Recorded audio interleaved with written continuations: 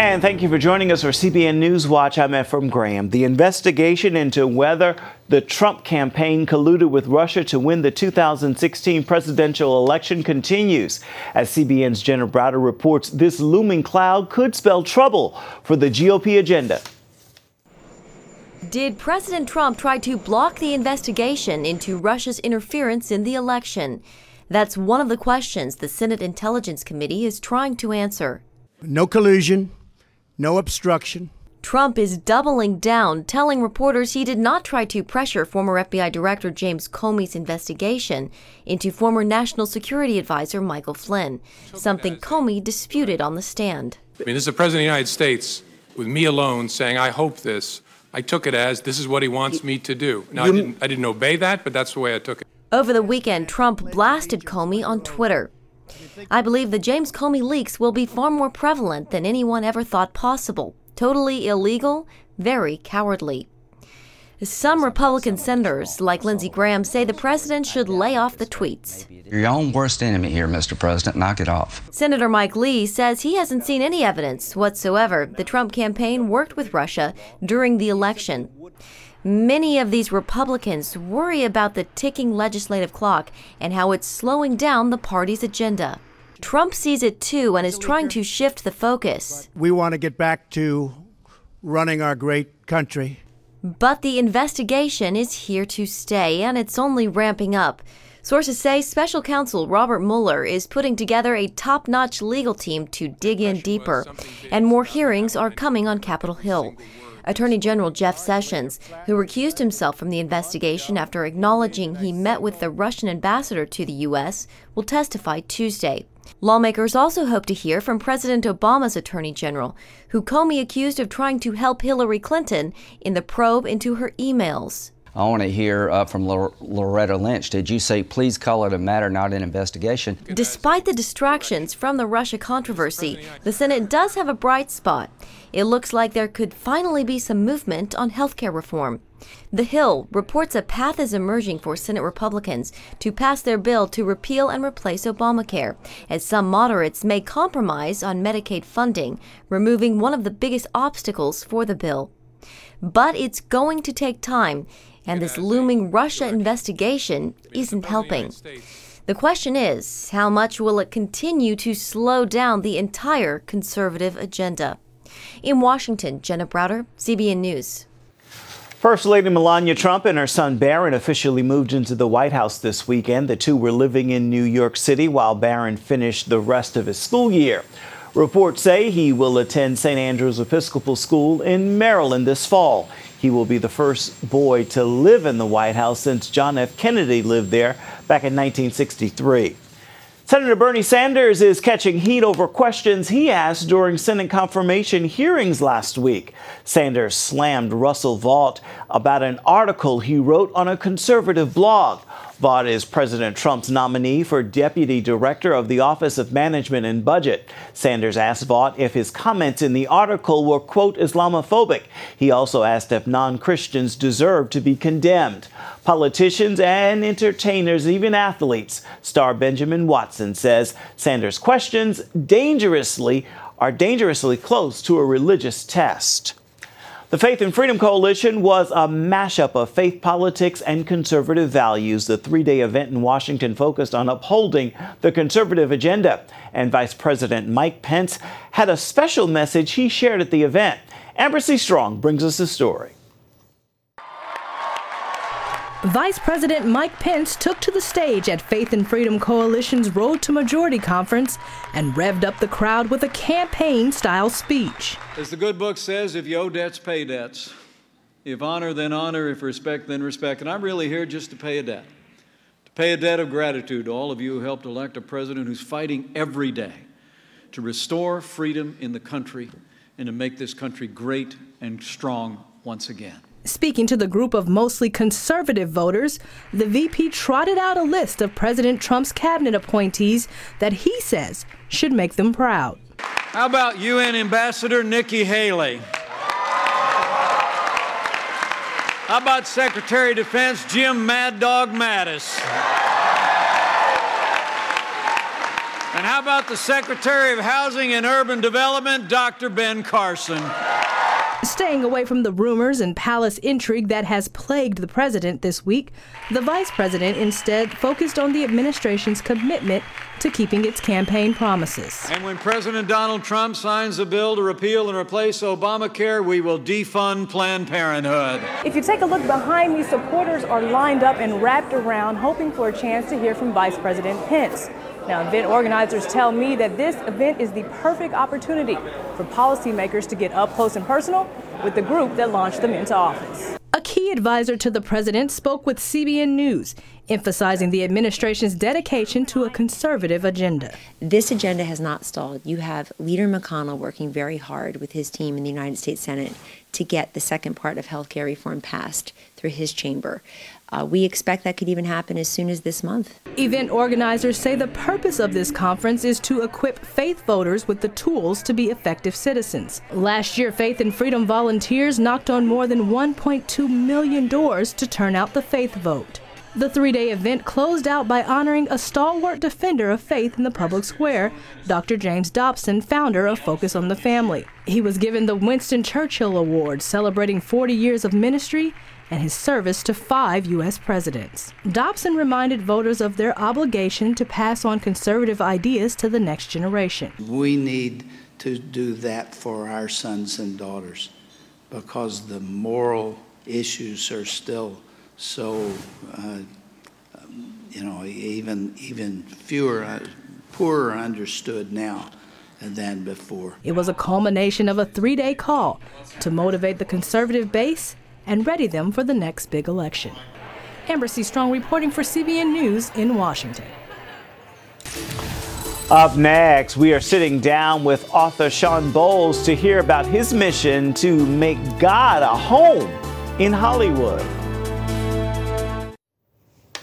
Author Sean Bowles is on a mission to make God a home in Hollywood. I sat down with him for this week's Studio 5 interview. Is there a Justin and Stephanie? Y'all know Justin and Stephanie? Oh, you're here for real. Thank you. Sean Bowles begins with just a few words. I'm seeing July 15th over you. What is that? Your birthday. And who else's birthday? Your dog. That's so cute. What follows is a specific message from above. The Lord said there's a family calling on you, and I feel like he's saying, like, he gave me your names because he really wants you to feel known. What's the importance of prophecy in people's lives? Why do you seek to do that and desire to do that and have God use you that way? I think we have this omnipresent God who's everywhere at once, and yet he's the only God who will have relationship and be present and connected with us right now in the here and now. And prophecy causes us to know that the God of all the universe, who's looking at 7-point-whatever billion people, is stepping into our moment and saying, I value you. And people have this like before and after experience where like either they completely deny it or they go, I'm going to allow myself to be changed by this love, this great love from God. You know, God pursued me with some prophetic stuff that I wasn't expecting. And that started my passion for this. You're really big with ministering to people on the street, people who, unfortunately, to the rest of the world are invisible. Why does that group touch your heart so much? There's things that God wants to do that he said he will always do. Isaiah 58 talks about loving the poor, loving people who no one else sees, loving the foreigner. And for me, you can't hear God's heart without having compassion. You see what he sees, and he's looking at every act of injustice on the earth, and he doesn't turn his face away. He looks.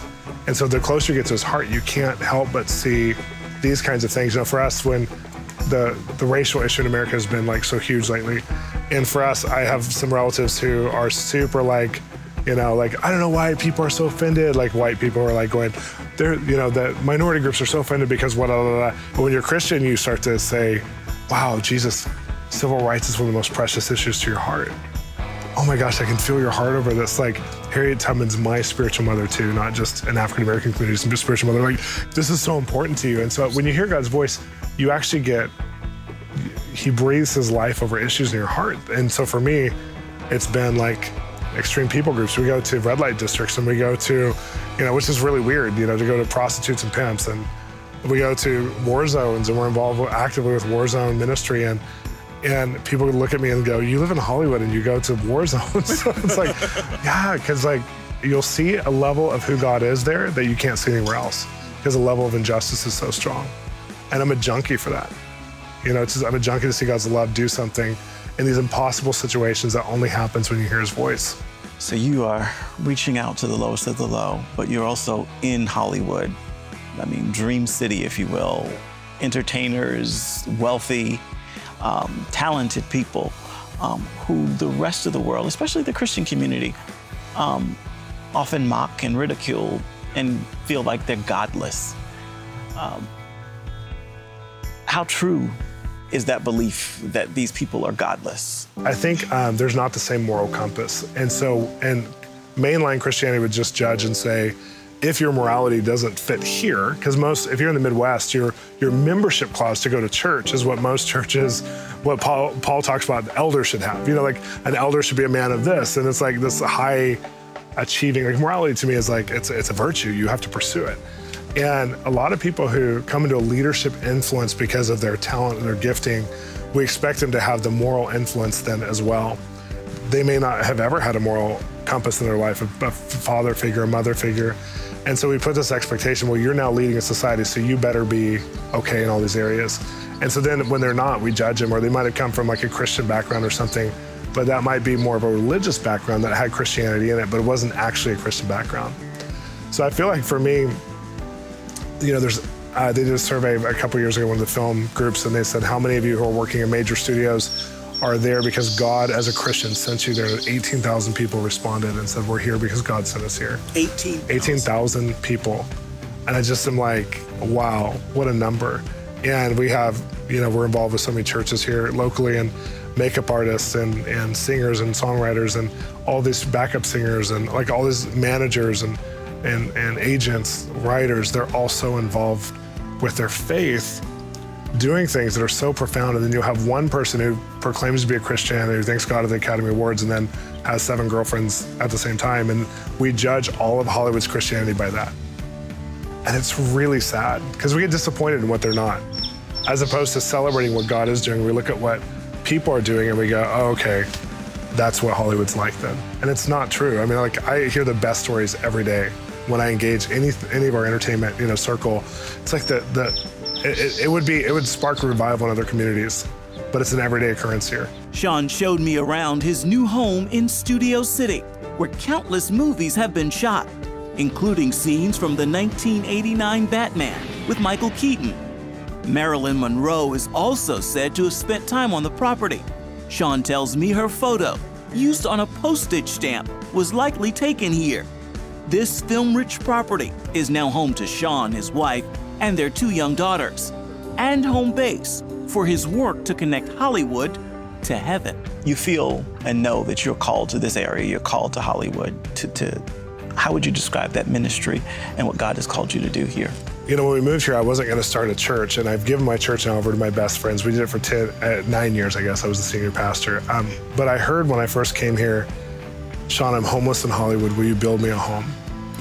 And it felt like an orphanage for 5 years. It felt like I did foster care for a long time, so it felt like a foster care system. Like we had this church, the average person only lasts 2 years in Hollywood and pursuing their dream, and then they go home because it's too hard. And if they last more than 2 years, there's some baggage that happens just because how hard it is here, And so when we came here, I didn't really know. All I did is the people and loving them was my vision. I didn't know how to build a structure around that. So we built a church, and it's a beautiful church. Love the church. But in this phase, we're mostly working with people to find their empowerment and who they really are, so that they can go into it before maybe they come into their fullness. They can have a great sense of self-connection and God connection, so that they don't make the same mistakes. And we have a lot of older, seasoned people helping to pour into that. And it's a beautiful process to watch. And Sean's new book, God's Secrets, is available right now. Up next, he has been called the match that lit a powder keg. Martin Luther, stay with us for more on that.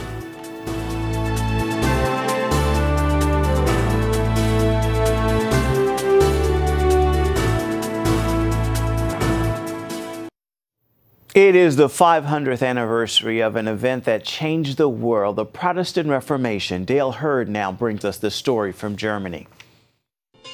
The world is coming to Wittenberg, where 500 years ago a local professor of moral theology is said to have nailed 95 theses to a church door, and by that single act changed the world.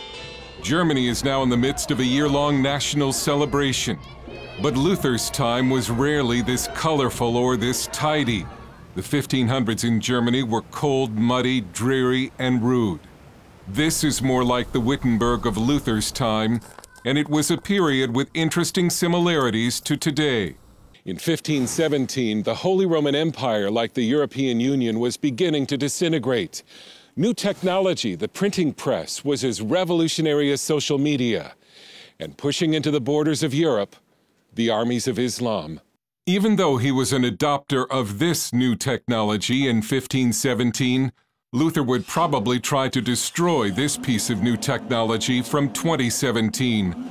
A robot just installed last week in Wittenberg, which dispenses a blessing in 7 languages. It's interesting to watch a nation that has in many ways turned away from God, or at least away from biblical Christianity, celebrate this man of the Bible so enthusiastically. And how would Luther feel about today's Germany? We asked famous German Lutheran pastor Dr. Theo Lehmann, and he said he would turn over in his grave. One of the world's leading authorities on Luther and the Reformation, Yale professor Dr. Carlos Ehr, says the #1 reason Luther would be surprised by the celebration is that he didn't expect there to be a world in 2017. Luther expected the world to end in his lifetime or soon thereafter. If Luther could time travel and visit us, he would be shocked at what has become of the Christian world. The fact that so few Europeans now attend church. Despite the nice sculptures, Luther was not genteel. He liked to argue, and he did not like to be disagreed with.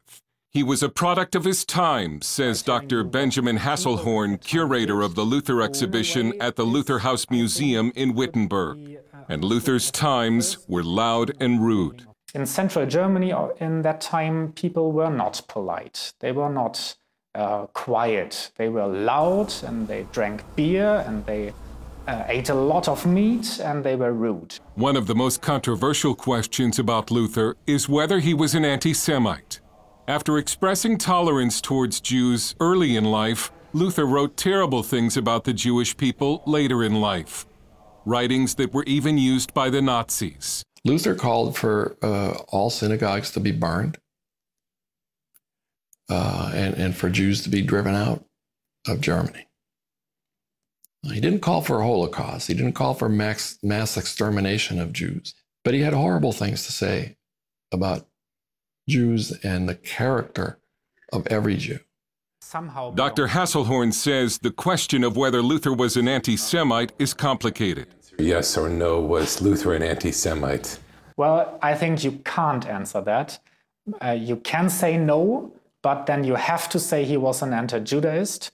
But you also can say yes, but then you have to say it was not modern anti-Semitism, it was early modern anti-Semitism, which is slightly different. His attitude towards the Jews was driven by religious motives, not by ethnicity or something else. Martin Luther was an imperfect vessel that God used to bring Christianity back to the authority of Scripture. He also changed the way we worship. Ehr says Luther made Christianity a faith about the living by doing away with purgatory. Before Luther, Christians used to spend a lot of their time, a lot of effort, and sometimes a lot of money on masses for the dead to get their relatives released from purgatory. And that changed completely. Luther is a key reason we have so many Protestant denominations today. When he was born, everyone in Western Europe belonged to the same church. And by the time he died, there was no longer one church. There were various churches all competing with each other.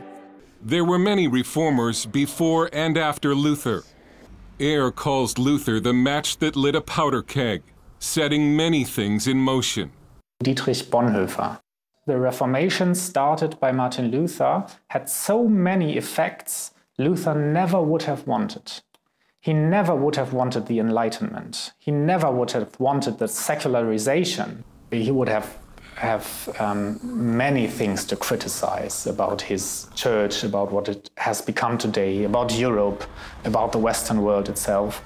Perhaps these Germans are fortunate Luther will not return for this 500th anniversary to see what modern Germany has done with his work. It's very likely he would have spoiled the party. Dale Hurd, CBN News in Wittenberg, Germany. Time now for your Monday motivation. As we begin a new week, consider this thought. When pausing to pray at any time of the day, the prayer isn't truly complete unless you've made time to speak to God and hear from God. It's no accident the letters used to spell silent are the same letters used to spell listen.